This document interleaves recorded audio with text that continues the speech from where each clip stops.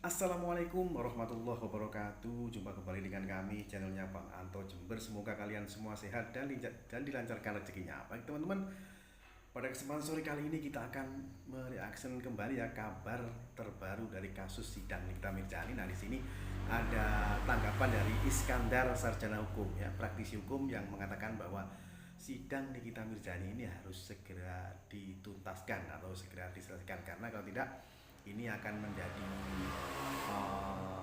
sorotan dari publik. Kenapa kok lama sekali ya?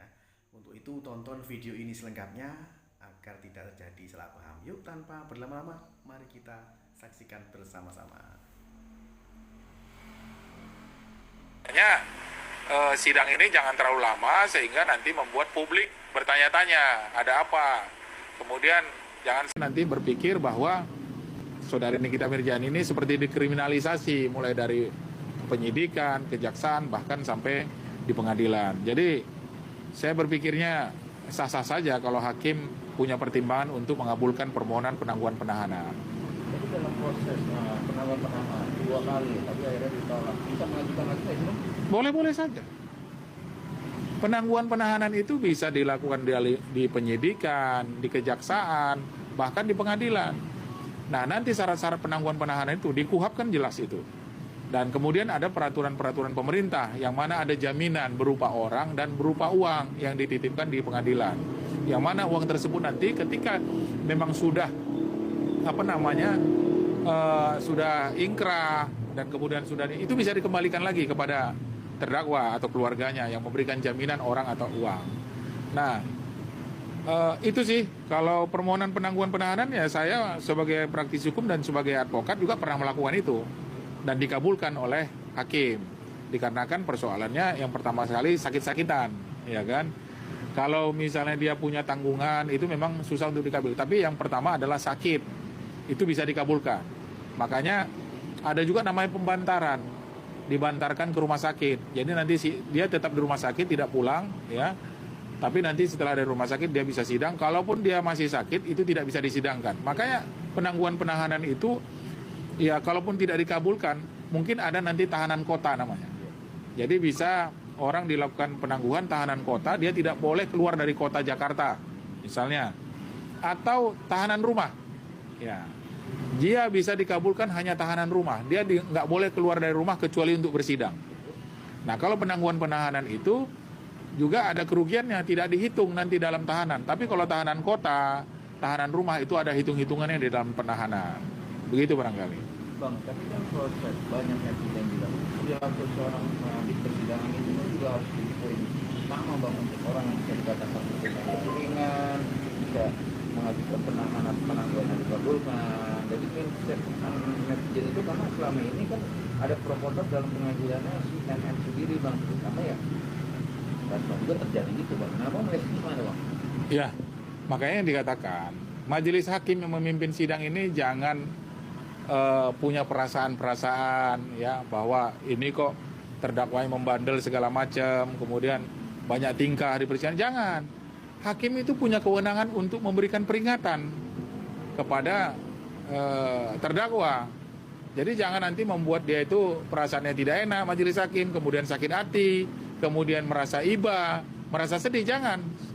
Majelis hakim, seorang hakim itu tidak boleh seperti itu. Nanti nanti bisa mempengaruhi putusannya. Jadi kita tahulah bahwa hakim itu kan bukan orang yang tiba-tiba menjadi hakim, tapi ada pelatihannya mereka. Mereka itu bukanlah pendendam, tapi mereka itu lebih condong kepada meringankan terdakwa. Jangan mempersulit, karena terdakwa itu sudah didakwa, kemudian dia sudah ditahan dari penyidik, kan itu kan pengekangan salah satu. Artinya secara mental mungkin dia sudah menyadari, ya kan. Tapi jangan lagi ditambah pada saat dia di persidangan mendapatkan tekanan-tekanan. Karena ketika terdakwa disidangkan di pengadilan dia bebas. Makanya rompinya kan dibuka. Walaupun rompi itu tidak ada dasar hukumnya ya. Kemudian borgol juga dibuka. Makanya dia bebas memberikan pendapat, bebas dia memberikan keterangan, dan bebas dia bertanya kepada para saksi yang dihadirkan oleh jaksa penuntut umum. Begitu. Jadi bang melihatnya ini ya, litigasi ada ya, dengan proses pengajuan itu dibatalkan atau ditolak, bisa kita makan semacam TPL sendiri bang, dalam tanda kutip kan ya ada banyak netizen bilang bahwa ini kan ada anak kecil dan abang sendiri kan bilang ini kita pinjamnya itu hampir nggak mungkin menurunkan. Tapi kalau ada yang menjamin dengan proses ini bisa nggak sih bang? Bisa. Kalau ada yang menjamin dan jaminan itu memang sesuai dengan undang-undang, boleh-boleh saja. Tapi kalau indikasi ada yang mengatur bahwa saudari NM ini supaya tidak ditangguhkan, nah itu kita harus telusurin lagi. Karena ini kasus ini kan udah cukup lama ya. Bahkan ada suara-suara yang dahulu itu sebelum-sebelum ini kan ada pembicaraan antara korban pelapor kepada oknum jaksa, ya kan. Kemudian oknum-oknum apalah namanya yang akhirnya kan seorang NM kan membuat laporan ke KPK.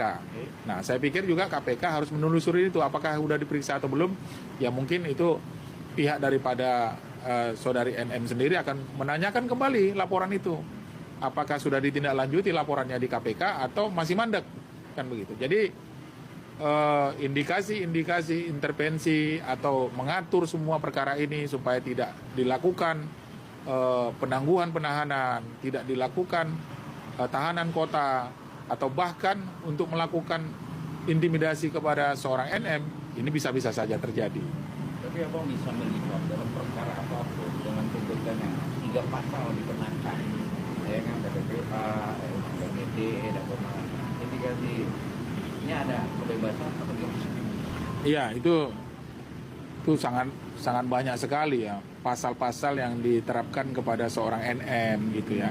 Makanya itu boleh-boleh saja nanti dilakukan pembuktian oleh terdakwa ya dan kuasa hukumnya apakah dakwaan jaksa penuntut umum itu terbukti atau tidak.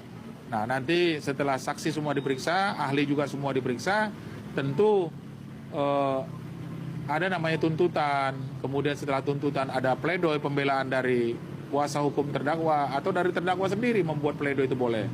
Nah, kalau diminta bebas tentu ada lagi nanti namanya replik, ada duplik sehingga putusannya bisa menjadi betul-betul netral ya. Dan untuk menegakkan keadilan yang seadil-adilnya kepada seorang NM. Kalau melihat netral, tapi kan ini ada 2 perkara atau 2 orang terdakwa itu sama NM. Iya, Dalam ya. persidangan saksi terbukanya hal yang katakan pemerasan itu gimana bang melihat itu? Bisa memberatkan satu sama lain atau gimana bang? Ya, kalau Mail ini kan asisten ya, asisten daripada NM.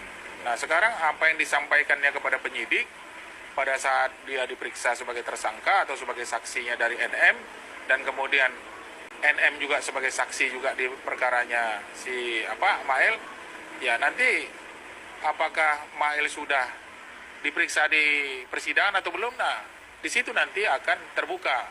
Tentu kuasa hukum daripada NM menanyakan dan mendalami daripada apa yang dilakukan oleh NM, apa yang dilakukan oleh Mail kepada Dr. Reza, ya kan? Karena yang komunikasi. Nah, teman-teman, itu tadi pendapat dari praktisi hukum ya, Bapak Iskandar, sarjana hukum. Di antaranya sidang Nikita Mirzani ini harus segera dituntaskan. Nah, kalau tidak ini nanti akan menjadi pertanyaan publik di seluruh Indonesia. Nah, bagaimana pendapat Anda teman-teman?